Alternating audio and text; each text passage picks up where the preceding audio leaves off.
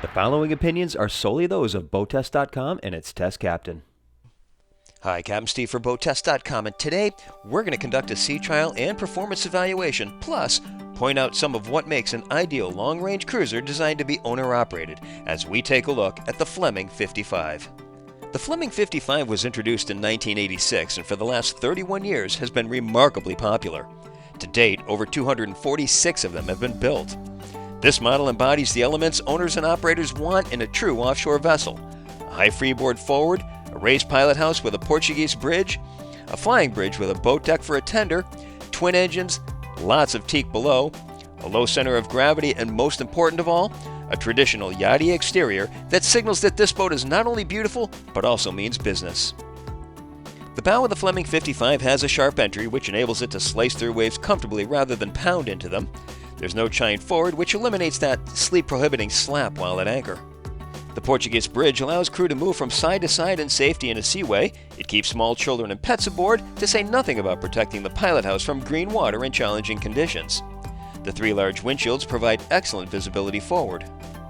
Her solid fiberglass hull below the waterline is thick, strong, and puncture-resistant. It's made with vinyl ester resin and 5 barrier coats of epoxy. The length overall is 60 feet 9 inches, her hull is 55 feet 9 inches, and her waterline length is 50 feet 10 inches. Her beam is 16 feet and she draws 5 feet thanks to her deep keel with 8-foot-long stainless steel shoe that extends 12 inches below the props. And she carries 1,000 gallons of fuel. Her superstructure is cored with Coracel and is covered with vinyl ester resin, something that's rarely done. Overall, her build makes no compromises for the sake of saving weight or money. Fully loaded, she displaces 80,178 pounds, and fully equipped, she carries a price north of $2 million. For that, you get a yacht that carries a CE classification of A, ocean-going, and is designed to be able to handle anything short of a named storm. Perhaps the most important thing about the Fleming 55 is her longevity. Few boats have survived in the marketplace for 31 years, nor have remained as popular as the Fleming 55. Moreover, according to her builders, over the years, she has undergone thousands of changes to improve her in big ways and small. In short, she's withstood the most difficult test of all, the test of time, and in our opinion, she's much better now than when she was first introduced. Let's begin our inspection of the operational features in the pilot house helm, which, like the rest of the Fleming 55, is completely surrounded in teak. 3 large 8mm thick forward windshields have their own pantograph wipers and washer spray nozzles on the outside and defoggers on the inside. The port and starboard sliding aluminum doors give the operator quick deck access, making it easy to operate this yacht single or short-handed. The side windows provide excellent 180-degree visibility. And a camera aft allows the captain to keep an eye out the stern. This helm has a large skid seat on the centerline, but there's room for 2 should the owner want them. Naturally, owners can configure the helm console any way they want. On our test boat, there were 2 19-inch screens flanking the nav aids on the centerline. This image shows another Fleming 55 with 4 screens and instruments on the cabinet above the windshield. On our test boat, it had a clock and barometer and inclometer placed there, which demand much less attention to this elevated position. Below the 19-inch screens are engine diagnostic screens with both analog and digital readouts, as well as the engine start-stops. The bow and stern thruster controls are outboard of the engine controls, and the VHF and stereo are farther outboard.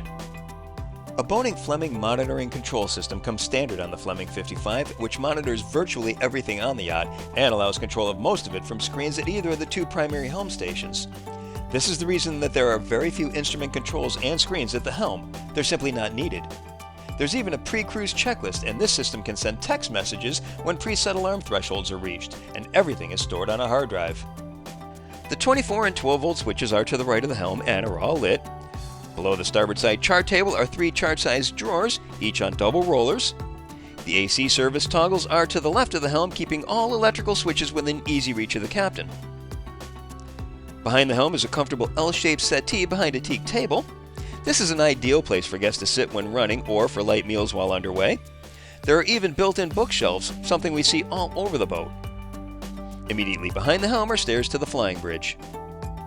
The upper helm is to port and has a large destroyer wheel. The bench seat is wide enough for 2 people. This helm has 2 12-inch screens with the same functionality of the screens below. Engine and thruster controls are placed to the left of the wheel so that when docking port side 2, the captain has a sight line to the dock. Behind the entertainment area of the flying bridge, which we'll visit in our features and accommodations video, is the boat deck.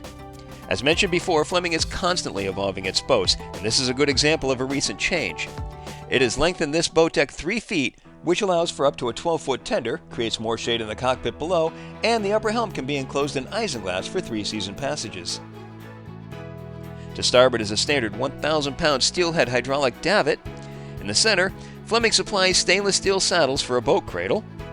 To starboard and aft is an optional control console complete with thruster sticks, and there's an easy transition from the helm back to this position. Moving below into the cockpit with a standard teak deck, we find 2 14-inch port and starboard cleats. Each of these cleats has 4 bolts anchored to metal plates inside the bulwarks, and each is able to service lines from both the transom and side hawse holes.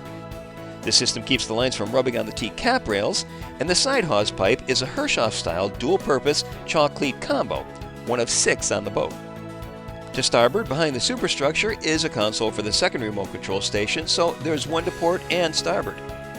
Going forward on the side decks, with standard teak, the bulwarks are 26 inches high, and there are doors on each side that open inward, making boarding or disembarking just as easy from a floating dock or a fixed pier.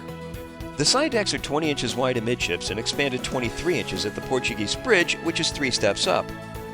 The bulwarks of this Portuguese bridge are 31.5 inches high in the center line, and double doors lead to the foredeck with standard teak. This area is both clean and unencumbered, making working here easy and safe. Our test boat was rigged with a double horizontal electric windlass and was equipped with both a Danforth style and a standard 77-pound stainless steel ultra anchor with chain hook, bridle, and 300 feet of high-test 3/8-inch chain. We're happy to see swivels between the anchor stock and the chain. On the port side of the pulpit are both fresh and raw water washdown bibs, and behind is a large hatch giving access to the road locker. Looking aft from the pulpit, we can see the large foredeck. The bulwarks are nearly 2 feet high and rails are 31 inches high. There are 2 14-inch heavy-duty cleats on deck and 4 of the cleat chalk combos in the bulwarks. To port and starboard, there are cushions for guests who want to sit forward, 2 opening port lights over the forward cabin, courtesy lights, and a smart plug shore power inlet, allowing the boat to be hooked up from the bow, the stern, or both. The Fleming 55's engine room is accessed through a hatch in the cockpit just in front of the salon doors. Battery switches are right by the entrance of the engine room.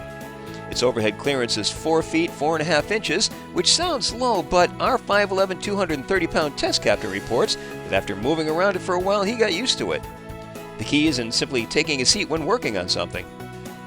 The main engines are twin Cummins QSC 8.3-liter 500 horsepower diesels driving through twin-disc marine gears with a 2.5 1-to-1 reduction. They sit on robust mounts that are bolted to steel rails on the stringers. With so many systems on board, the ship is inherently complex, but Fleming has made basic systems for running the boat as simple and foolproof as possible. For example, in the engine room, there are 4 fuel tanks, port and starboard, fore and aft. This simple manifold takes the confusion out of switching between tanks. Fleming has placed shutoff valves front and center on the Raycor fuel filters so they can be changed out on the fly. There are well-marked shutoffs for the electric bow and stern thrusters. By installing an AC frequency converter, the vessel can be hooked up to shore power anywhere in the world without regard to voltage or hertz frequency cycles, and it also protects the boat against power surges. The raw water intake sea strainer bowls are clear for quick inspection, and they're in easily accessible places. Through-hull seacocks are also close at hand. Hot and cold water lines are color-coded, and reversal oil-changing manifolds are on each engine, making short work of that task. Most importantly, the Boning Fleming Monitor Control System takes much of the complexity and work out of monitoring the ship's systems in the engine room. With it, fluid checks and cooling water flow can be observed from the helm, and the standard camera in the engine room allows for the captain to keep a constant eye on the general condition of the engine room. We would say that with this system, a personal inspection is needed only periodically on a long haul. The 55 comes standard with ABT track hydraulic stabilizers. With 7.5 square foot fins with winglets, they're the same size as on the Fleming 58. Each of the 4 fuel tanks and 4 water tanks have a sight gauge. The 55 also comes standard with the C-Torque M4 anti-vibration system seen here in gold. It has the prop shaft turning in oil and separated from the engine and drive shaft, thus reducing the vibration and noise. It also eliminates cutlass bearings, shaft logs, and reduces maintenance. The hydraulics for the stabilizers are energized by the power takeoffs on each of the marine gears. The There's a standard 17 kW Onan generator mounted on anti-vibration double soft mounts. And every long-range cruising vessel should have a water maker, and on our test boat it was equipped with one by FCI. Most impressive, however, are all the redundant systems in the Fleming 55 that should give peace of mind to long-range cruisers. First of all, there are twin engines, either one of which can power the yacht at displacement speeds. There are backup pumps for the hydraulic steering system, and the engine control system has a full backup. That covers the three most important systems, but we're just getting warmed up. Other redundant systems include duplex fuel filters, sight glasses for fuel and water monitoring, 2 freshwater pumps, a backup black water pump, a main engine heat exchanger for hot water, 3 2,000 gallon per hour bilge pumps, 3 isolated AGM battery banks, 2 12 and 24 volt converters, an emergency communication battery on the flying bridge, 2 master volt battery chargers, 110 amp 24 volt alternators are on each engine, and redundant hydraulic PTOs for the hydraulics. About the only major piece of equipment that is not backed up is the generator, but a second generator is an option. Our test runs of the 55 were conducted in calm sea conditions and an ambient temperature of 57 degrees.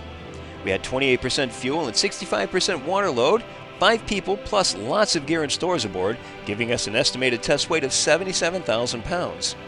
The top speed we recorded was at 2640 RPM, producing 18.3 knots and 49.92 gallons per hour. While the Fleming 55 was not designed to go this fast, she can do it, and that speed could come in handy when racing a storm to port or trying to make a tricky anchorage before nightfall. For the most part, people buying a Fleming 55 are not interested in how fast she goes, but how far she can go on a single load of fuel and how much she burns per hour. When we use the theoretical hull speed formula and apply it to the Fleming 55, we get an easily driven hull speed of 7.8 knots. Interestingly, at 1,000 RPM during our test, she went exactly 7.8 knots, burning just 2.37 gallons per hour. 50% more fuel efficient than when going 8.6 knots at 1250 RPM and 10% faster. In short, when she is in world cruising mode, 7.8 knots might be a good speed to hold. More typically, however, 55 owners will want to go a little faster when doing coastal or near island work, when time is preferred over range. Then they're likely to peg the total fuel consumption at 20, 30, or 40 liters per hour. In US gallons, that equals 5.28, 7.92, and 10.56 gallons per hour. At those fuel burns, our speed was 8.6, 9.7, and 10.1 knots respectively, and range, with a 10% fuel reserve, was 1,464 nautical miles, 1,101 nautical miles, and 860 nautical miles. When it comes to handling the Fleming 55, in the conditions we encountered, she was steady and predictable with no bad habits. She's not designed for high-speed operation. When going 18 knots in waves, she will throw a lot of spray simply because she has no forward chines to knock it down. But the elimination of chines brought forward from the stern keep her from pounding and eliminates that slap when at anchor. She's remarkably easy to dock because she's a heavy boat and moves slowly to gentle commands. Her standard bow thruster and remote locations on the stern make backing into a slip easy. The team at Fleming tell us that at least 4 55s have reported transatlantic crossings. Many have over 100,000 miles under their keels, and it's not unusual for an owner to put 500 hours a year on a 55, which is 6 times more hours than the average boater.